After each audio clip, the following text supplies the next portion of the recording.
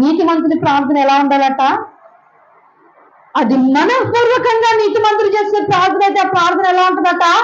బహుబలంగా ఉంటుంది. దేవునికి స్తోత్రం కలుగునుగా. ఈ బలమైన ప్రార్థన జవాబు తీసుకురాదా?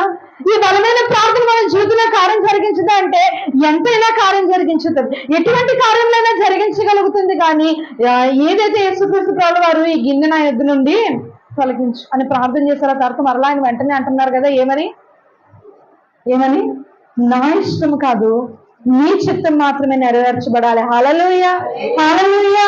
వాక్యం వింటున్నటువంటి ప్రియ దైవజనాంగమా, మన ఇష్టం కాదండి, దేవుని చిత్తం ఎప్పుడైతే మన పట్ల నెరవేర్చబడుతుందో మన ద్వారా మేలు కలుగుతుంది, మన ద్వారా దేవునామం మహింపరచబడుతుంది, మన ద్వారా దేవునామం ఘనపరచబడుతుంది. హల్లెలూయా.